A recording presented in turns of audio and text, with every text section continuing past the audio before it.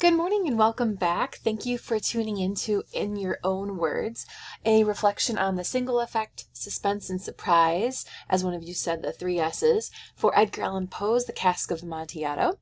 I am so happy to read through all of your new endings. Your sort of imaginations just flourished, and so many of you are like just talented writers in addition to talented readers. And so thank you for sharing those with us. In this short recap, I'm going to just give you a brief overview of some of the major highlights in terms of these literary terms and how you've applied them to the endings, and then also just a brief review of those three comprehension quiz questions from the Unit 6, Week 6, The Cask of Amontillado. So again, the single effect in brief is a tale the author is unable to carry out to the fullness of intention. Edgar Allan Poe comes up with this idea of single effect, a kind of theory behind why he writes what he writes. He says there are no external or extrinsic influences resulting from the weariness or interruption. A single effect is something like having almost like a theme, but premeditated, having it all sort of every piece of the writing adding up to what we're supposed to take away as readers, which is this sort of sense of live interment, right? Live burial. And I think that's perhaps the single effect of the Cask of Amontillado, at least. But I asked you last week to think about the unsatisfactory nature of the short story's perplexing ending. And for some of you, it might not be unsatisfactory, but for some of us, we're still waiting to figure out there are a lot of unknowns, and one of them is the motive for murder. Baraban, one of the scholars I had as an additional optional reading, says that this ending has never failed to puzzle its readers. She says the story is a confession of a man who committed a horrible crime half a century ago. The reader is perplexed by a seeming absence of the motive for this crime. And so one of the things I wanted you to do last week is just to be creative, demonstrate your capacity for understanding and close to reading that short story, but then to build out your own ending and to explain or justify that particular ending. And I think, a lot of these were just so convincing and I think really wonderful. When I study medieval literature, there's a sense of a lot of short stories that have unsatisfactory or incomplete endings. For example, in the Canterbury Tales, some of these tales don't have complete endings, and so what writers did, writers of that period or after Chaucer, would go through and rewrite the short story, but then add their own endings. And so this is actually something that people do, coming up with fan fiction, creating your own endings or spoofs or stories based on the characters from those stories. So thank you for considering this activity and having some fun with it.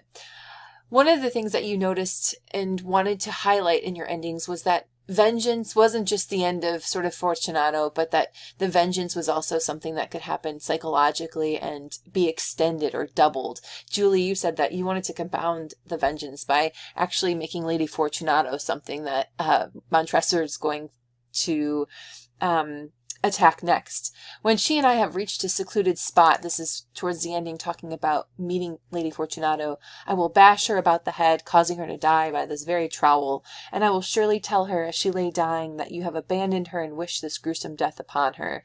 And so this is Montresor speaking to Fortunato as he's walling him up, leaving him with this kind of psychological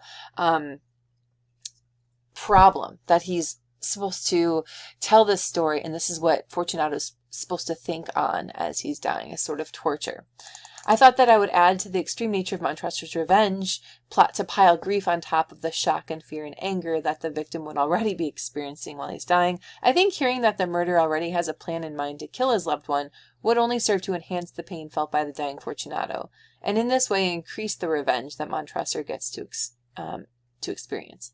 In addition, I don't think that this extra speech about killing Lady Fortunato would ruin Montresor's perfect crime, because he can still choose whether to go through with the actual murder of Lady Fortunato or not. So in other words, Julie, you're saying that this is a way to sort of psychologically manipulate even further Fortunato with kind of psychological torture. So thank you for thinking about how to compound an additional violence, and how that often in literature we see that this violence extends into the larger family spaces. Also, a lot of you were thinking about the motives for murder. Dylan and John, I have your endings here. Thank you. Dylan, you said, I forced the last stone into its position. I plastered it up. Against the new masonry, I erected the old rampart of bones. This is all Poe's writing, only to be awakened by Fortunato himself. Come, Montressor, let us indulge in the Amontillado at the Palazzo. Still started by the realism of the dream I had just had, I quietly got up and followed Fortunato. I tried to build upon this with my ending, relaying surprise. When reading this story, the reader is confused by Montressor's lack of motive and is astonished by his ability to execute a man with this motive lacking. I attempted to once more throw the reader a curveball and make the whole story just a dream of Montresor. And so that kind of explains not only what is going on in Montressor's head, but that he didn't act on it. So we have to think, there's that Twilight Zone episode where it's like, if we don't act on our crime, but we think through the crime, is that still considered, is that still reprehensible, is that still something that we can punish? But I think that was a great way to kind of bring in surprise, especially because some of you said that the surprise ending, it was suspenseful, but not necessarily surprised by what happened to Fortunato. So thank you, Dylan, for working in a surprise ending for us. And then, John, you added the following. For half the century, no mortal has disturbed them. I sit here now staring at the padded walls of my latest hospital venture. You're kind of taking us into a new scene, into the present. My hair is old, gray, and falling out with every movement. The echoes of his screams ache in my mind. It has eaten my brain for the 5 decades since it first entered in. I try to remind myself that what I did best was for the best, and that the people did not need him anyway. He was worthless as a noble. All this for a wife that had never once cared about me. My status soon fell through anyway, but I was younger and otherwise. Is that something that I just tell myself to make myself feel better? I don't know if a soul even suspects me. I can remember clear as day people asking where he is. What happened to him? Did he get lost in the wilderness, suffer a death of dehydration, starvation? An awful end, but nothing compared to the fate I gave him. I sit here curled in the fetal position and wonder to myself if I had committed this deed or not. John, you said from Montressor's point of view, he tries to always see himself as justified, though twisting everything in his own warped and insane perspective. I chose the ending that I did because I thought it would be left unsatisfying if we didn't get an insight into Montressor's perspective, or at least a possible motivation for him committing the murder. I also appreciated, John, that you used this ending here. I sit here wondering to myself if I had committed this deed or not, and so this time or distance from the crime shows that there is a little uncertainty in whether or not he committed the crime, and I think that's something that we see in The Misfit. In our short story, A Good Man is Hard to Find, we have this sense of being in prison, but not necessarily remembering or understanding or even associating our actions with the sort of current instantiation of ourselves. So how that remove from a murder changes our perspective about it, and even whether or not we've done it. Finally, I'm going to end with Anya, who came up with a different kind of surprise ending. She said that it kind of invents an interaction of one of Fortunato's staff coming downstairs into the catacombs, picking up on that detail that he did ask all of his staff to have the night off, but this person, for whatever reason, had to come and find a lost item. Sir, is everything all right? My movement still, the slight sound of cautious footsteps approach Fortunato, myself and the unfinished wall between us. I hear one of my housemaids round the corner. Mr. Montresor, I heard the loudest of screams and came quick. I was worried someone was injured. I thought I gave explicit orders not to return until this morning, I reply with my back turned. By now she certainly sees the unfinished project of mine. While she inspects her surroundings, I reach for my previously discarded rapier. And so, Anya, you said, I noticed how Poe likes to call back details from earlier, which is why I brought up the orders he gave to not be at the estate. I felt it was such a specific detail to include and then not to call back to. I also liked the idea of him spiraling and getting messier and getting closer and closer to being caught.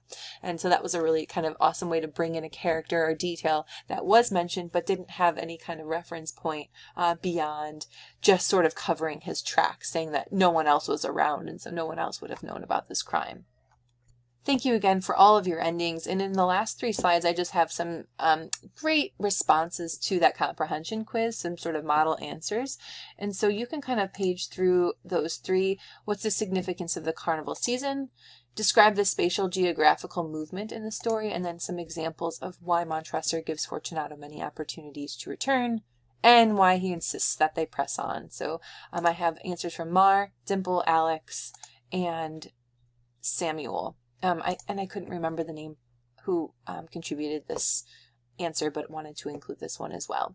But for extra credit, what I'd like you to do this week is to think about, first, to share out of these 4 endings, Julie's, Dylan's, John's, and Anya's, to send me sort of which one you were kind of most intrigued by, most excited by. And then I'd like you to make a connection between the Cask of Amontillado and Guy de Maupassant's The Necklace. And I know that they're sort of different genres, but they are written almost contemporaneous with each other. And I want to see if there's any kind of connections you can draw between those 2 texts, since that's the one we're reading for this week. Thank you so much for listening, and thank you again for just really putting so much effort into your responses and the enthusiasm you share for your peers. I look forward to talking with you again soon.